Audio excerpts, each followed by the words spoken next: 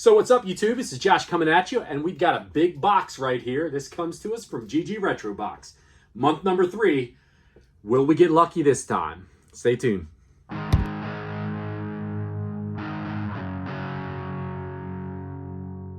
So welcome back in, you guys. So like I said, GGRetroBox. Unusual to get a box this large. Usually they're just in the normal boxes. I'm assuming, I've seen a few other unboxings. I'm assuming there's probably a box within a box in here. And maybe there was just too much. They sent too much goodness our way that we have to have the big box here. So before we jump into this unboxing though, let's check this beer out right here. We got one that's local, very local to me. Probably only 15 minutes or so from home that I could reach this pub. We've got one from Pub Dog Brewing Company in Westminster, Maryland. And this one is the Oktoberfest, because I said I was going to try to get some other types of beers. And, you know, these Marzen lagers that come out this time of year are most excellent. It all started with the most famous one of them all, I think, the Sam Adams Oktoberfest. You know, used to run out and grab a case of that. But now there's so many to choose from, you can just go anywhere and find a good Marzen. And this one is a good one, too.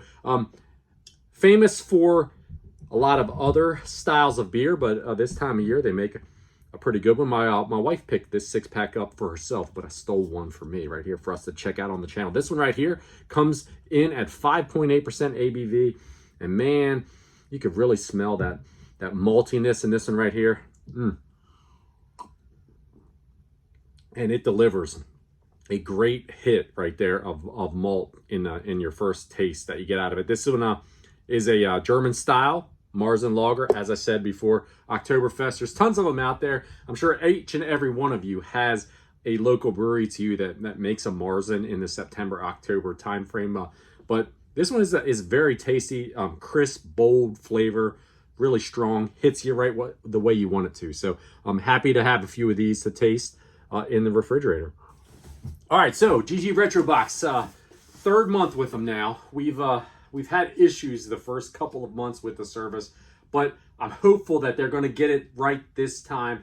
They made it right last month. The mistakes that were made, I actually almost got a double box out of it because the first box was like all duplicates, because I don't even know what happened, but they made it right. They did well with the customer service, so they get a check mark for that.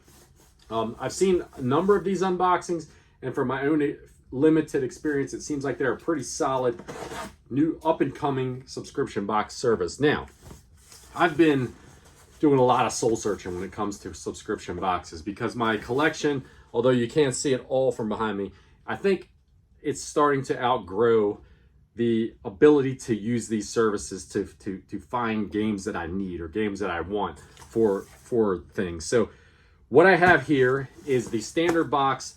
They do, I'll show you up here, they do two different style of boxes. They do the $65 a month, and they do a $99 a month option. The $99 is a premium box where you get nothing but CIB games, and they guarantee both boxes that you're going to make your value that you paid for it. So $65 even, no shipping added to it. It's just, that's the price you pay for the whole thing.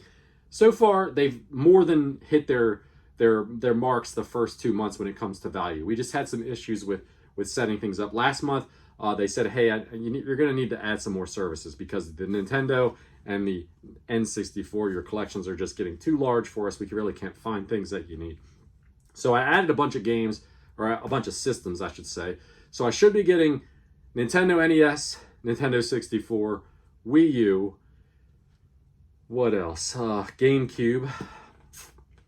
And I think that was it. I think I just added GameCube.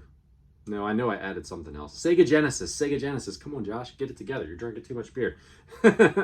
Never too much beer. Anyway, so we're probably going to get, I'm going to guess, Genesis and GameCube in here more than we're going to get the other 3 systems, because my libraries have gotten super large for it. So inside of here, let's see what we have. We got a bunch of paper. Here's the first thing. It's wrapped in some paper. It feels like this is a cased game, so it's either got to be a GameCube or a Wii U game. So let's see what we've got going on right here. For the first game, we have Gun for the GameCube.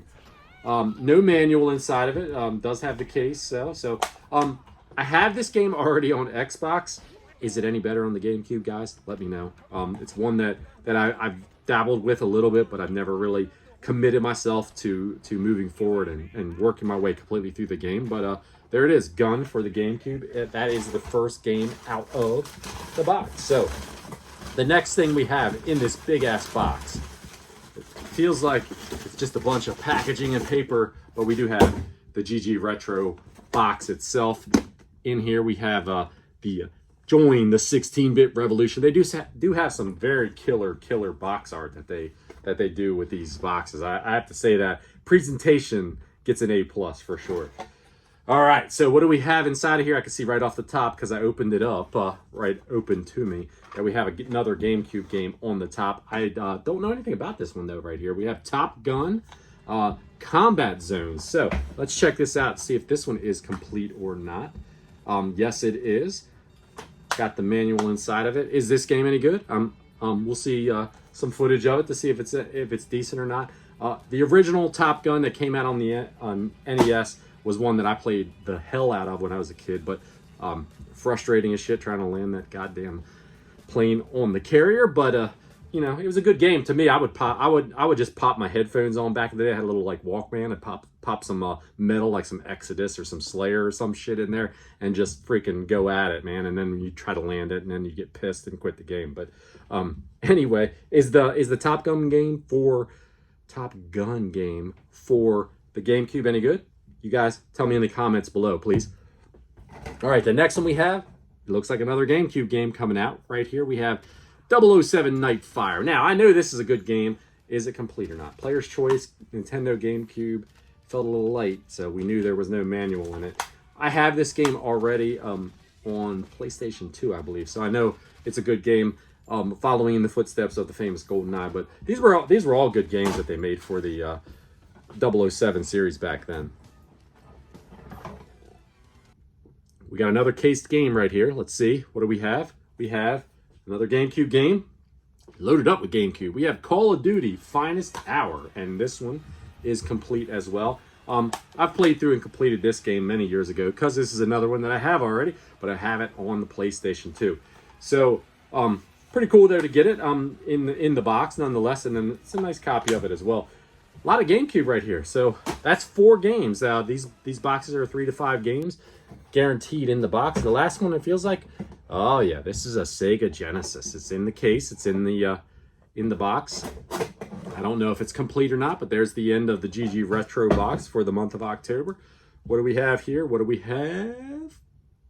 I see Ren and Stimpy on the cover. We have the Ren and Stimpy Show presents Stimpy's Invention. Feels a little light though, so I doubt it has the manual. No manual.